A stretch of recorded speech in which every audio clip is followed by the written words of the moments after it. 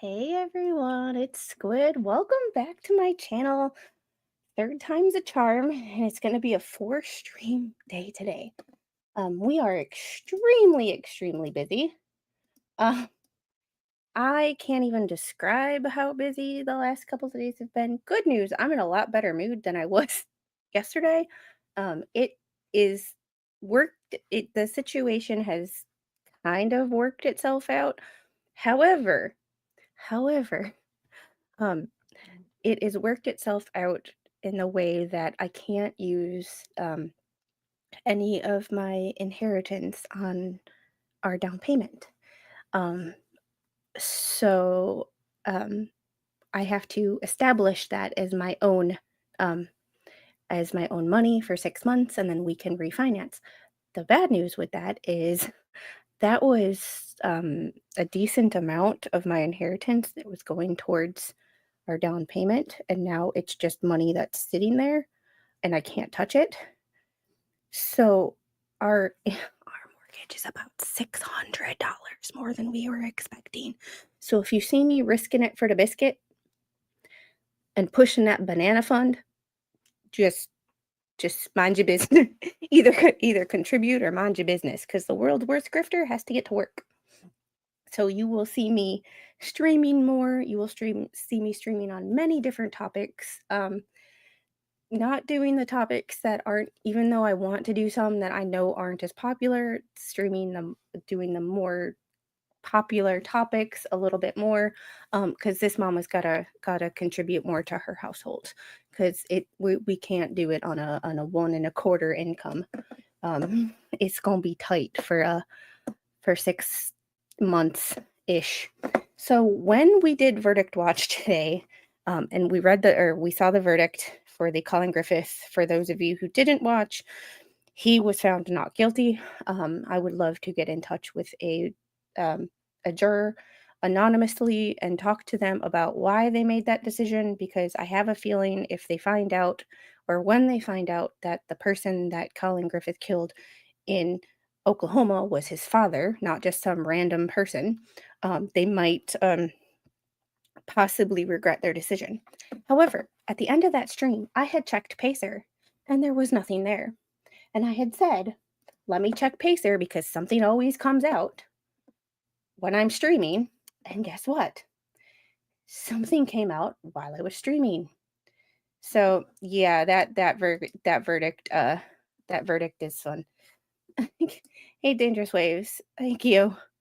I uh I appreciate it. And you know what? Just watching is definitely helping. Um I just I love covering this case. However, I also love covering other cases, some more popular than others, but I would like to slowly get we're my goal was 5K by summer.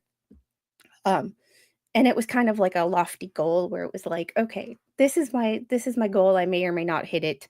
Um however, now now that I have to contribute more to my household, um I am if you see, like I said, if you see your mama risking it for the biscuit, either contribute or mind your business, because I got to do what I got to do. Like, uh which part, the trial or my mortgage? Because on the bright side, we are keeping the house, and although we can afford it, it's like can afford it means everything else has to, like, you know, the budget on the groceries, the budget on the water bill, the electric bill, the budget on buying new things for my setup is not there anymore. Um, Not necessarily breadsticks, it's more like Baby Squid's banana fund, because it is a big one. Um, so, just keep your goal in mind, and if you don't have the money, don't find. But if you appreciate the content, you appreciate the work that goes into it, and you want to contribute, I will be more than happy to be the recipient of your your love and admiration. I don't know why, but at that same token, I'm trying to be humble about it. So when I got off my last stream, I did not have any updates for you. I even said there is no updates. There is no updates. there is no updates. And then I get a message on Twitter, or not Twitter, Discord, that there's an update. And I'm like, hey, there's an update. Yay. However, at that time, I was, doing family stuff, and I was playing with baby squid, and we went outside. I worked out. I actually worked out today. So if you also see me shifting around, your girl has um, your girl did leg day. Leg day with fibromyalgia is it was actually really good. I couldn't lift much weight, but I actually did all the exercises that were on the app today. So we got some actual, maybe I'll get stronger. With that being said, I can tell I'm going to stiffen up, and if I stiffen up, it's gonna be bad.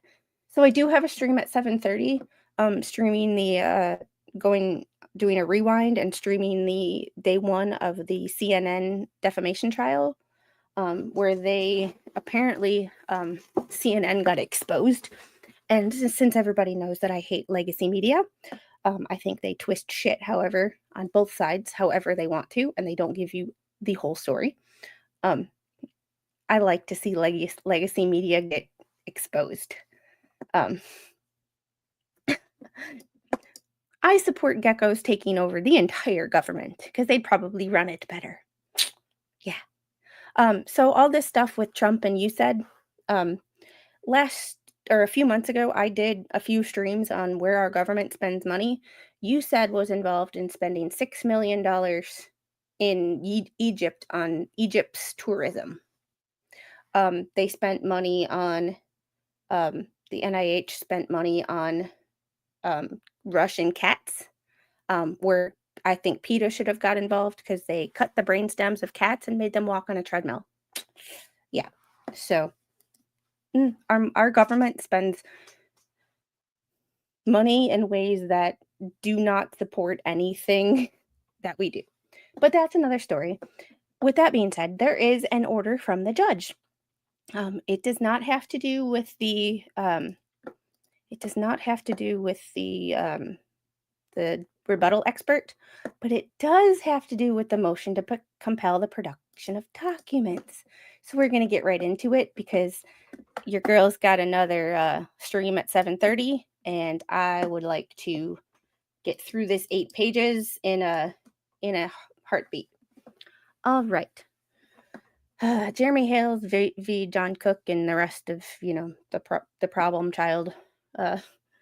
Order. Plaintiff has filed a motion to compel the production of documents. Document 52. Defendants have responded in opposition. Document 59. No hearing is necessary, and this matter is ripe for resolution. I love the way the judge writes. I love it. He's straight to the point. For the reasons below, plaintiff's motion to compel will be granted as to 3 remaining disputed requests for production. Footnote 1. Defendants state in their response that 17 of the 20 at-issue requests for production were resolved during the parties' meet and confer on January 9th, 2025. Document 59 at 1.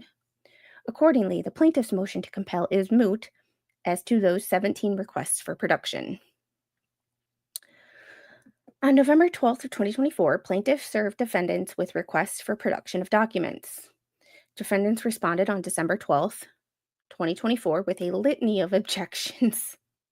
The way he talks is just the way he I hope he speaks like he writes. I would love that. Plaintiff has now moved to compel, arguing that defendants have wrongfully failed to produce the requested documents. And it's funny that you can't just make things simple. When you know you're in the wrong, it's very difficult for people to give documents that they know are going to expose them. And hey, Captain Karen, how are you? I set up our stream for tomorrow. I will be sending you a link tonight so I don't forget. From the reading of this, the other issues have been resolved, but it's forcing Bubbles to produce evidence. Yeah, it's interesting how, And I'm surprised that there's only 142 people in here. Usually we get at least 2 to 300 for a motion like this, but um, uh, an examination of the objections made by the defendants reveals that they suffer from two flaws. First, defendants' response to plaintiff's discovery requests begin with several pages of, quote, general objections. It appears the general objections were just cut and pasted into the response without much thought as to whether they actually applied here. It's not working, Slug. I have to read that sentence again because this is one of my criticisms of Bubbles' writing. And I know I'm not a lawyer, so those of you who say, "Well, you're not a lawyer, you can't criticize writing."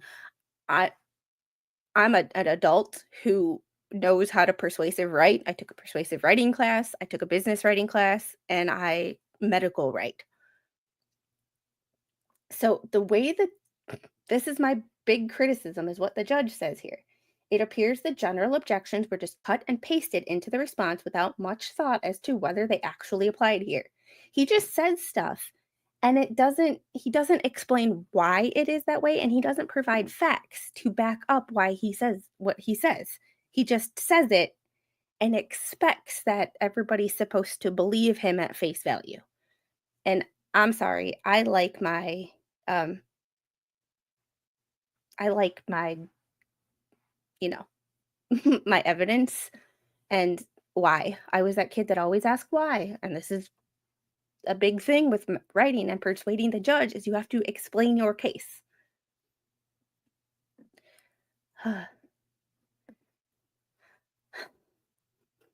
Such general objections violate the local rules and are improper. See Northern District of Florida Local Rule 26.1c, stating that an objection cannot be set out generally for an entire set of discovery requests. See also Auto Brands LLC versus Autos Express Car Wash LLC. Northern District of Florida, February 19th, 2020, recognizing that general objections asserted to all discovery requests are improper. Thus, defendants' general objections are akin to no objection at all and fail to provide a basis for refusing to provide plaintiff with requested discovery. And that's half the battle is I you have to explain why. When you object to something, you can't just say objection. Objection. Like you have to explain why. And not even knowing the local rules, that would be wrong in my eyes to just object with no reasoning, but apparently it violates the Northern District of Florida's local rules. Funny how a lawyer from that is pro hoc vice in Florida does not know the local rules of the district that he is trying a case in. I think that would be number one thing I'd want to look up is, what are the bar association rules in Florida that I'm supposed to follow? And what are the rules of the district that I'm in? But, that's just me being picky and, a stickler for the book.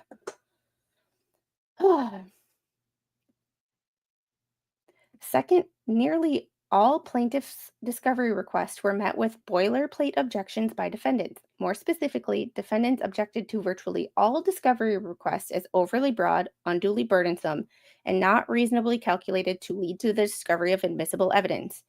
Vague and/or ambiguous, overly broad in scope and time, lacks sufficient specificity to know what is demanded, encompasses information and documents which are protected by the attorney-client privilege and/or work product privilege, and seeks to impose duties beyond those arising under the federal rules of civil procedure. Defendants' objections are improper. This throw spaghetti at the wall and see what sticks type of boilerplate objection has been consistently recognized as ineffective. See Ellis versus Pilot Travel Centers LLC, Northern District of Florida, September 26, 2019. I feel like he's used that before. He's used that same case law somewhere else in one of these documents. I can't remember exactly where. There's the angel. I am so sorry. Now I know. I was wondering where you've been at. I haven't seen you in a while. I am so sorry. Oh, I'm glad you're still with us. I hope you're doing okay, and I hope you recover. Strokes are no fun. Um, I hope it was kind of a mild one where it doesn't cause you too much of a problem. Uh, Mr. Squid just texted me from the bedroom and said she's out. Thank goodness. Girl didn't take a nap today. Partially my fault because I was trying to lay her down for a nap, and 45 minutes into trying to get her to sleep, she there was a verdict in the Colin Griffith trial, and I popped up and headed back to the computer and she followed me. So, Mel Clump, thank you for the $10 super chat. I appreciate it. And my adventures in homebrewing, cookie and banana fun for baby squid. Thank you so much. I appreciate it. Y'all are awesome. I just have to let him know I acknowledged it. The law in the 11th Circuit makes clear that boilerplate discovery objections are tantamount to no objection being raised at all and may constitute a waiver of the discovery being sought. See also Autobrands at 4. Objections which state that a discovery request is vague, overly broad, or unduly burdensome are by themselves meaningless and are deemed without merit. Nelson v. Corrections Corporation of America, Northern District of Florida, January 6, 2006. Broad-based, non-specific objections are almost impossible to assess on their merits and fall woefully short of the burden that must be borne by a party making an objection to an interrogatory or document request. How come I can say interrogatory without a problem, but like indigent is the hardest word for me to say? The prohibition on boilerplate objections is not new, and defendant's counsel should have been aware of it when he drafted objections in this case. The court will not wade through boilerplate and identify which, if any, of the litany of objections may actually apply to a particular discovery request. Thus, defendants' boilerplate objections are akin to no objection at all and fail to provide a basis for refusing to comply with plaintiff's discovery requests. Basically, your motion sucked. You didn't tell me why the objections were valid. You didn't give me any reasoning, any case law. And guess what? You don't provide why. You don't provide the why. You don't provide a compelling case law that I can look into that proves your point. Basically, you just wasted time and money and you lose. Ugh. Although defendants have attempted to provide specific objections in their response to plaintiff's motion to compel, their attempt is unavailing. Ellis, 2019. As another court explained, the court will not rely on post hoc justifications for a party's boilerplate objections. Lorenzano v. System, Inc., Middle District of Florida, January 24th, 2018. Thus, to the extent defendants tried to raise specific objections in their response, the court finds that defendants waived these objections. See also Nelson, 2006. The objections here were facially insufficient, and thus more specific objections that might have been made are now waived. And thank you, Marcus King, for the $9.99 super chat. Thank you forever all the hard work on these documents. And I appreciate the I'm just going to leave that one alone. I'm just going to leave that. Yeah, it's going to be a 4-stream day. 1, verdict watch. 2, the actual verdict. 3, this one. And 4, the Navy vet versus CNN defamation trial. We're hitting a, like I said, Mama's got to work her buns off now, both physically and yeah. So we are working hard to keep up on all these cases because sometimes they go for weeks without things updating, and then you get overwhelmed with everything updating at once. And now I'm covering 1, 2, 3, 4 federal cases. the What the Hales federal case, Dr. Joe Corcoran's case moved to federal court, the air traffic controllers versus the Department of Transportation, that goes back to 2015. And on Sunday, Rosalind Duke and I will be covering the new Ruby Franke lawsuit, civil lawsuit that's filed against Ruby Franke and Jody Hildebrandt and Connections Academy or Connections, whatever they're doing. So we will be doing that. She is helping me with that because that is a 112-page lawsuit, and I like to read and I like to talk, but even that one's got me. So, oh, North Beach Soap, thank you for the $10 super chat. You are loved, Squid. I appreciate that. And for the life of me, I don't know if this is my just like trying to be humble or me just not having a confidence, but sometimes I look at it and I'm like, why? Why? I'm not complaining. The air traffic controller one was filed in 2015. It started as one defendant, Andrew Brigida, out of Virginia. He applied for to be an air traffic controller and was denied. And apparently, there's 1,000 air traffic controller candidates that were denied based on their skin color, allegedly based on their skin color, and certain hiring practices that certain people put into place that value diversity over quantity. And air traffic controllers, although I don't think, hearing what I know about the American Airlines mid-flight crash, or mid-air collision, I don't think it was the controller's fault. And I will play audio from Captain Steve. He got a hold of all the audio. I believe, listening to that audio, that the air traffic controllers did an amazing job. However, that doesn't make it any better that we have a nationwide air traffic control shortage. So yes, yeah, this one right here. Yeah. So it is. It will be a definitely Malcolm, thank you for the $5 super chat. You asked why? Because I said so. Fair enough. Fair enough. Not quantity, quality. Well, right now we have a both, because I have things. It's like I always say, it's like women in construction or men in nursing. It's not that women can't do the job or men can't do the job of nursing. Sometimes people just don't want to. And to force an issue is a problem with me.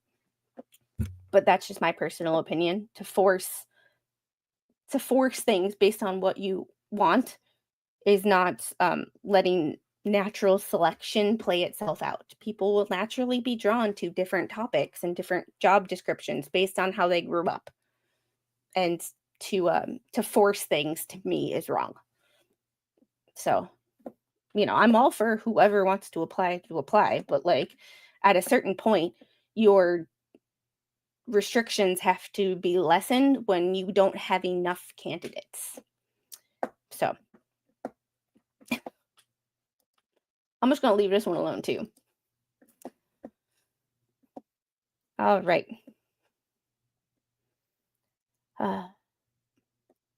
Because defendants' objections to the 3 discovery requests at issue suffer from the flaws identified above, those objections are overruled. Instead of lodging specific and well-reasoned objections in a manner that complied with the federal rules, the local rules and the case law. See, that's the thing. The case law. You have no case law. You don't have the case law.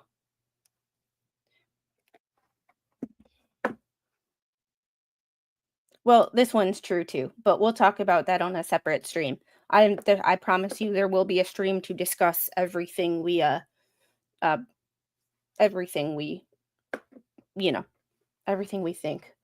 But different topic, different stream.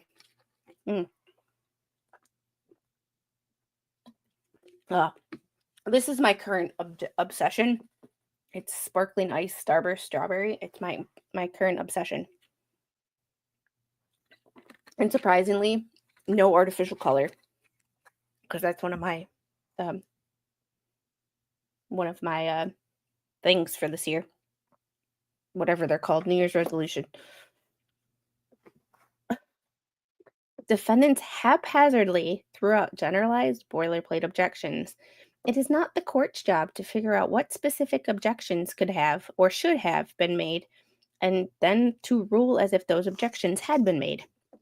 It's the court's job to look at the objections that were made, and the objections that defendants made in this case were improper. I really like how this judge writes. I'm not gonna lie, I really like it. He does such a good job at explaining things and why he's ruling, instead of just writing a one-page ruling and saying, here, this is what my ruling is. He explains the exact why.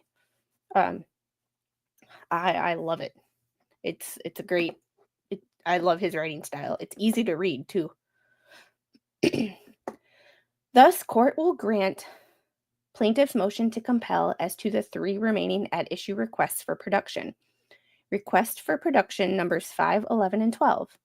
That does not completely end the matter. However, because plaintiff's motion to compel requests an award of expenses under Rule 37A5A, when the court grants a motion to compel, it must, after giving an opportunity to be heard, require the party whose conduct necessitated the motion, the party or attorney advising that conduct, or both, to pay the movement's reasonable expenses incurred in making the motion, including attorney's fees.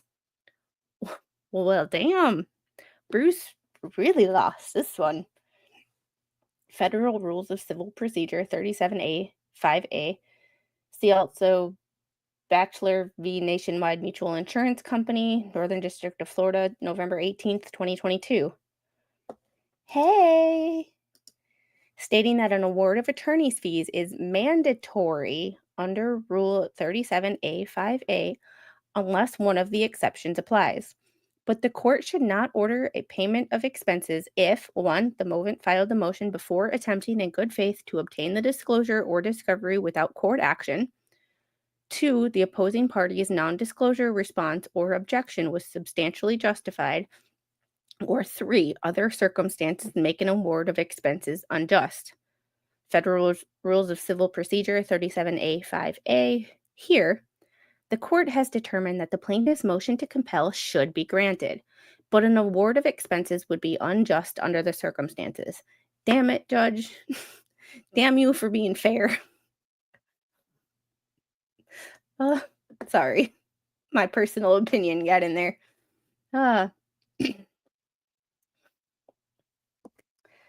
So the motion is granted, but no expenses award.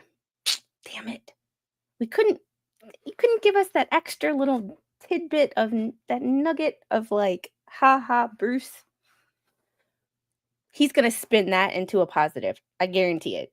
That's going to be there. Well, I lost it, but I didn't have to pay the, any expenses.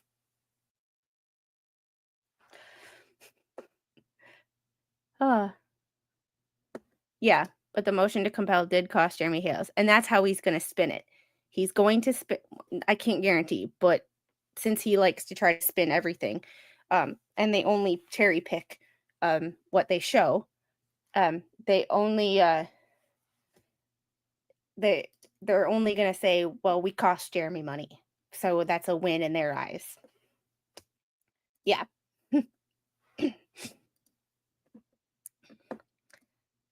From this, the judge is basically putting his foot down on bubbles with a warning. Yeah. Hey, this is the new document that came out, the order from the judge on the motion to compel documents.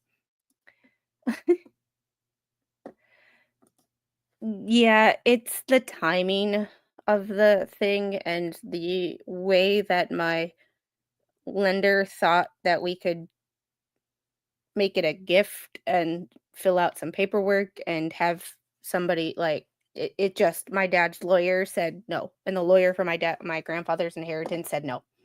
So, Oh, I'm sure it is. I will.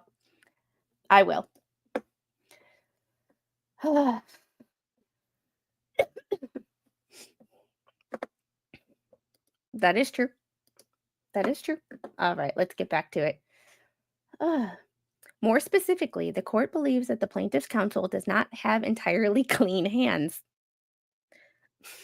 This just keeps getting better. According to defendant's response in an email exchange regarding attempts to resolve some of the issues raised in the motion, plaintiff's attorney responded, "I will never stipulate to anything that has no basis in the jurisprudence of the world. Please stop acting like you're not an attorney." Document 59 at 2. Emphasis in original. And I'm sorry that y'all hear me laugh or give my opinions, and I know some of y'all just want me to read it, but because I have a 2-year-old and a significant other that comes home from work around 5 o'clock, when I find these things out, like, I don't have the time to read them prior to reading them on stream. So this is my first initial reaction. Like, I sometimes read the first paragraph to figure out exactly what I'm reading, and that's literally all I have time for. So so if you're like, "Well, I hate your reactions." I'm sorry. I apologize, but um this is my honest reactions because having a toddler, um I, I don't have the I did this is going to be my fourth stream today. This is my third stream today. I don't have time to read everything that I want to read. Um um yeah, and that's my criticism of him. Um if you're going to have snark and you're going to be petty, make it a professional petty. I was watching Charlotte Dobre today and she said there was two kinds of petty. There's the petty that is just like there's a good petty, which is the petty I like to kind of stick to. Like talking about this cuz it pisses people off, mainly Bruce. Um but there's the petty that like it's the unprofessional petty when you have to be professional. Like I wouldn't be saying some of the things I'm saying if I were writing. Like there's a difference between how you talk on YouTube, how you talk in like how you write an emotion and what you say in a courtroom. All three are different. Um so it's you know, yeah, pecan pie. You watched it too. Okay. Yeah, there's the good kind of petty and then there's the petty that gets you arrested. Well, in the legal world, it's the petty that gets you in contempt or gets you sanctions. Oh.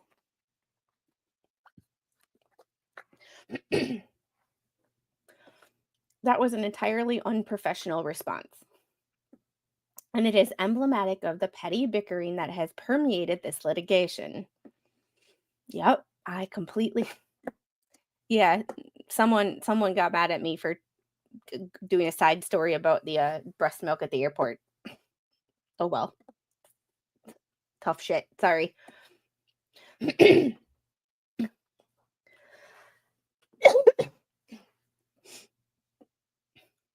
It further appears that plaintiff's counsel failed to respond to an email sent by defendant's counsel in an effort to resolve some of the issues raised in the motion to compel.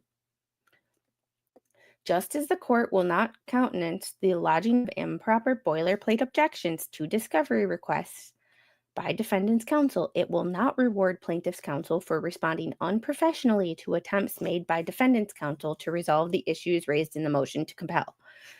And this was kind of my going all the way back to Jeremy's original deposition.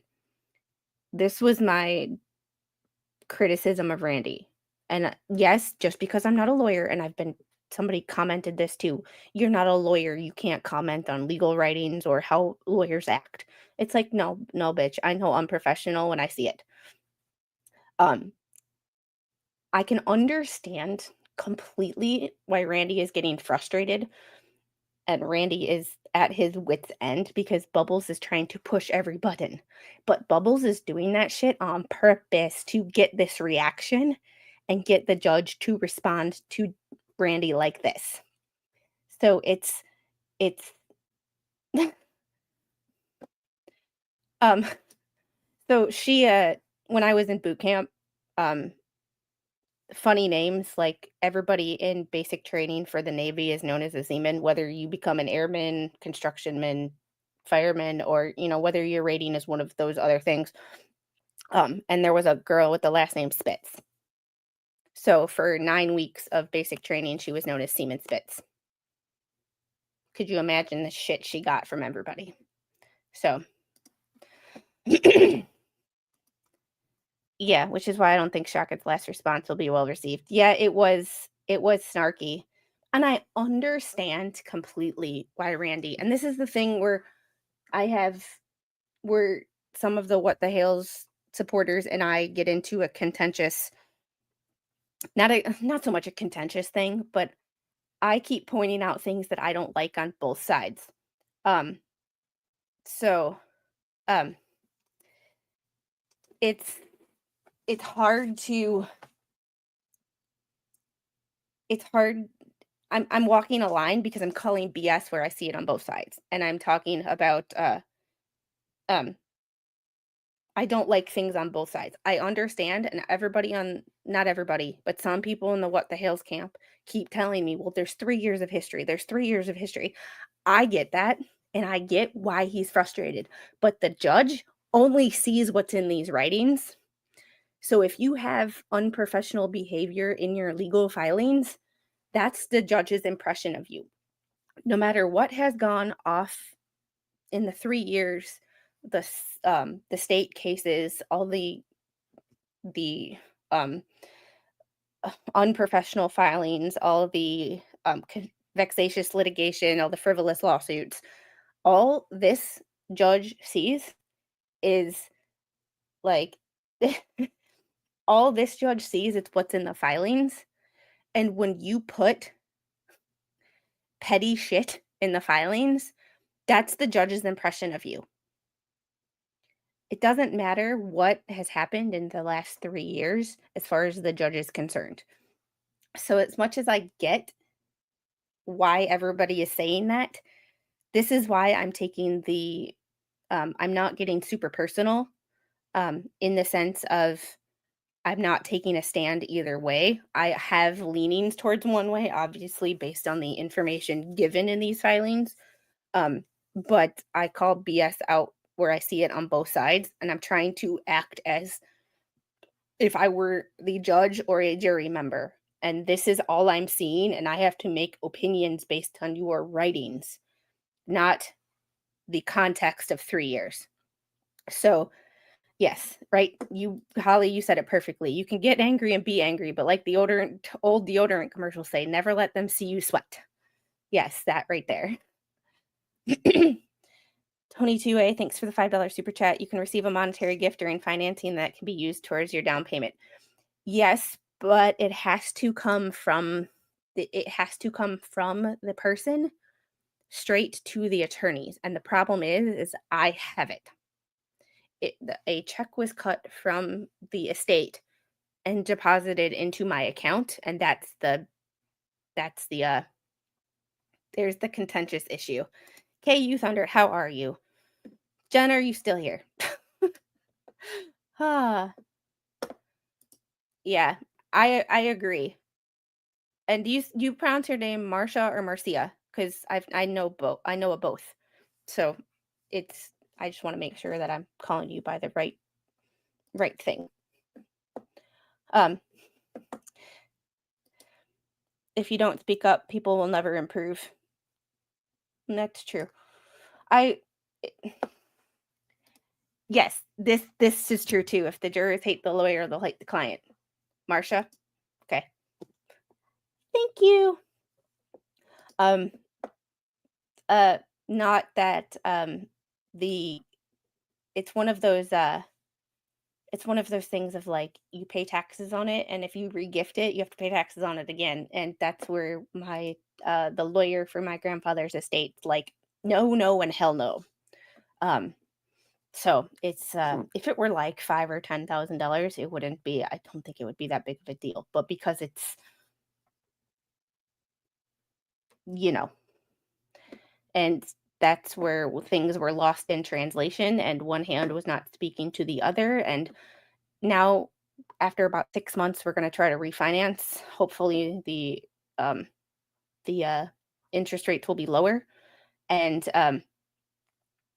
then I can put it towards then, because after 6 months, it's no longer seen as a gift. It's now viewed as just my money, but I can't touch it.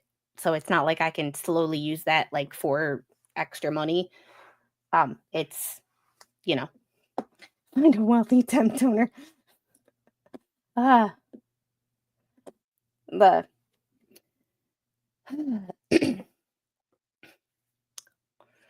so let me back up a little bit. Just as the court will not countenance the lodging of improper boilerplate objections to discovery requests by defendant's counsel, it will not reward plaintiff's counsel for responding unprofessionally to attempts made by defendant's counsel to resolve issues raised in the motion to compel. See Federal Rules of Civil Procedure 37, 1970 Advisory Committee's note to Subdivision A4, explaining that the court retains the power to find that other circumstances make an award of expenses unjust, as to where the prevailing party also acted unjustifiably. Oy, oy, oy, oy, oy, oy, oy. So, is that, did y'all interpret that the same way I did? He basically said that because Randy acted like he did,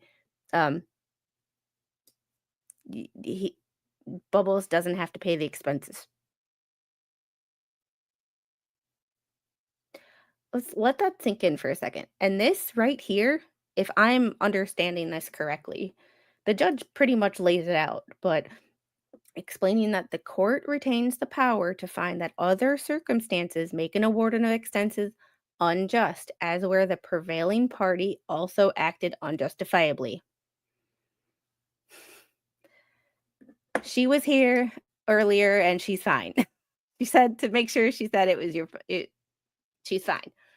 So accordingly, the court finds it would be unjust under the circumstances to order defendants to pay plaintiff expenses. So basically, Randy being snarky in an email or wherever that was said, I forget because everything starts to run together. It's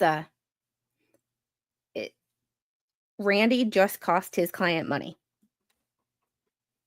Let that sink in.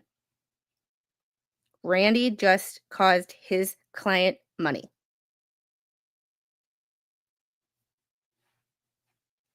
I mean, there's no other way to sugarcoat that. Like, sorry, Randy, I understand you're frustrated, but your snarkiness just cost your client money.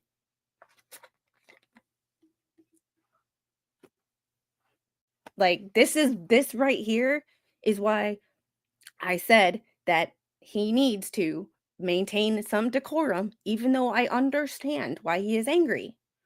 Like me, I was so angry yesterday. Mr. Squid is now the only person interacting with our lender. I am not speaking to her right now because I am in that mindset and mode of, if you can't say anything nice, don't say anything at all. So right now, he's doing all the talking because I can no longer maintain my decorum and professionalism with my lender. So, and that's a really good point.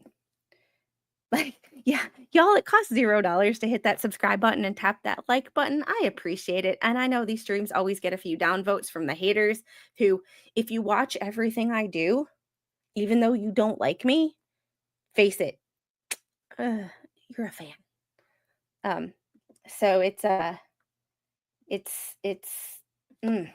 yeah, no money yet, but it's like, that's one more motion that is racked up on Jeremy's attorney fees that could have been made to have been paid for by wherever they are getting their funds from.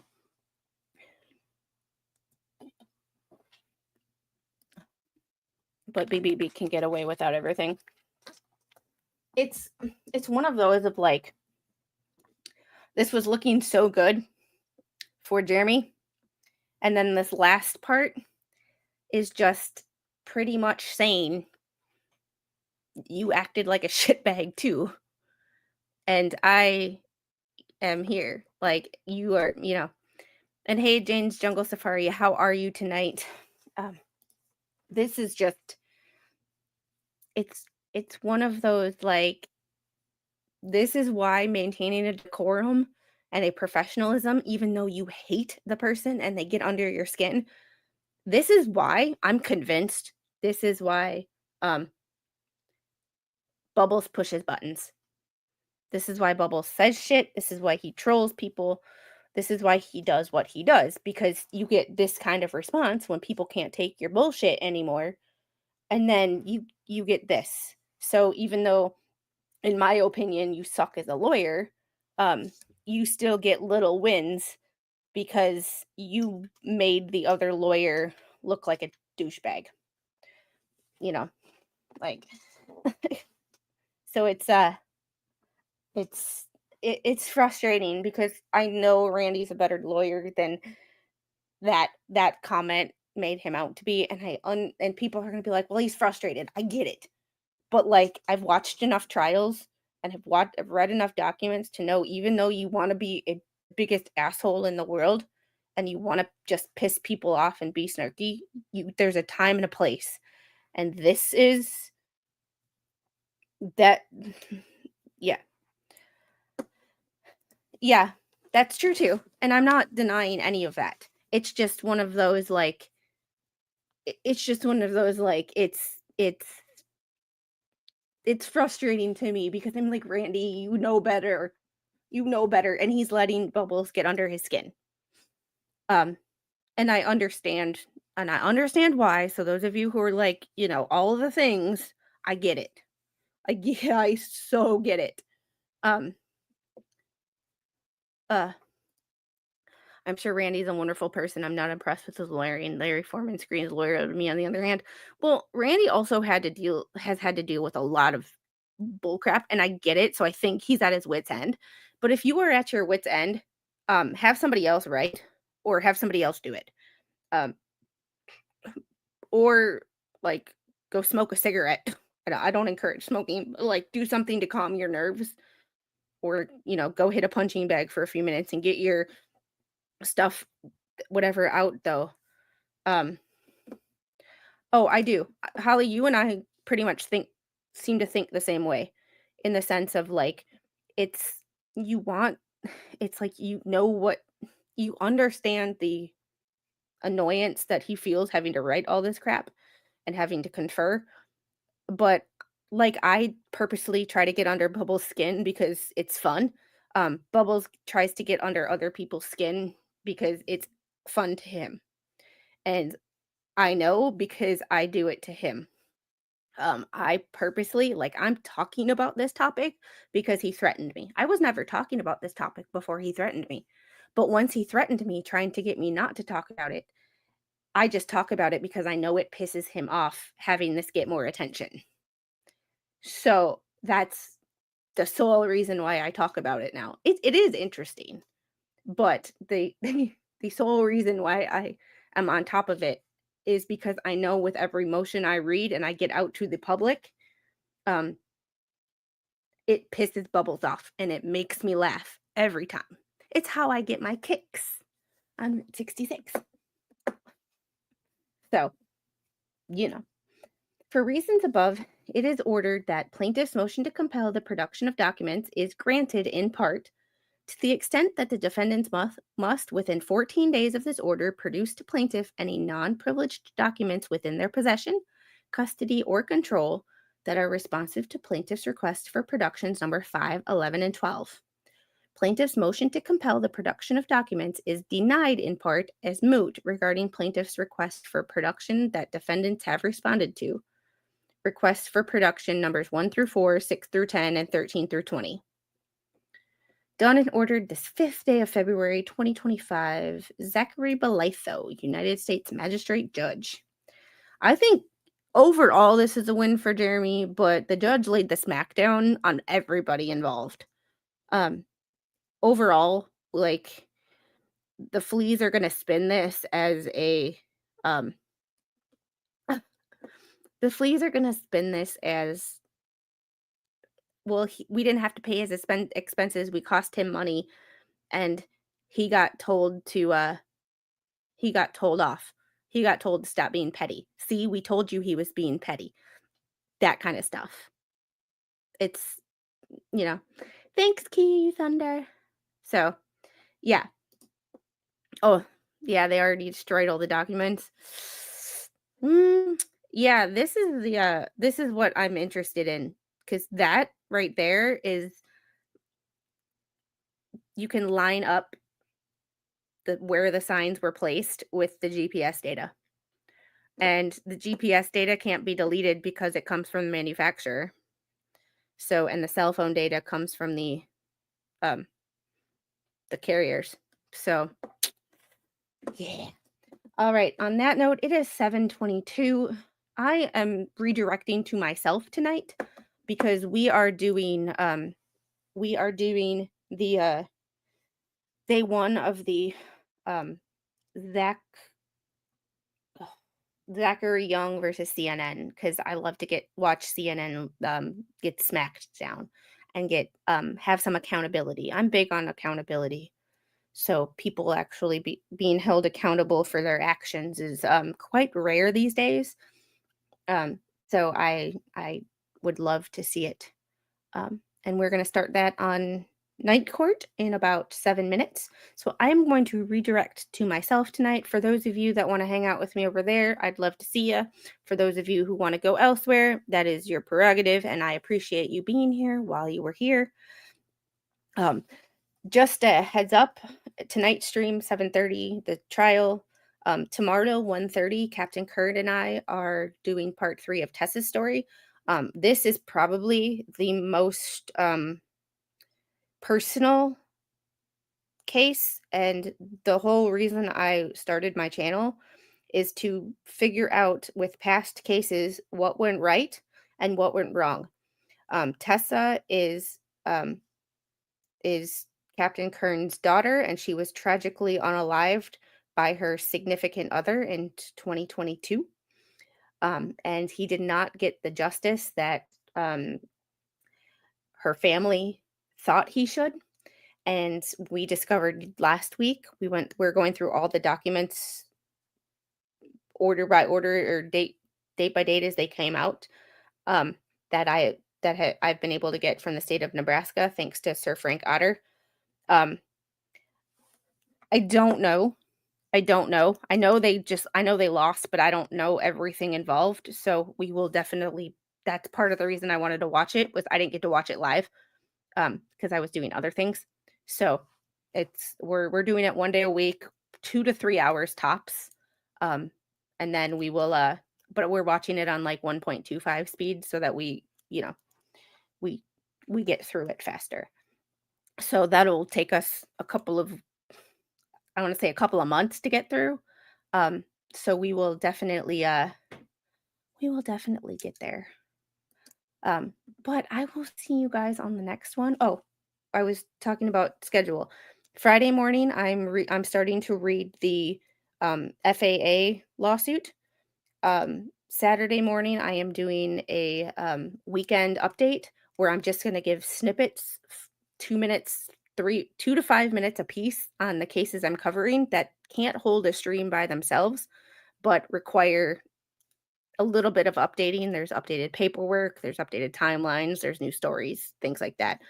And then Sunday, Rosalind Duke and I keep saying hopefully Rogue Mama, but I keep forgetting to ask her. I have to text her right now.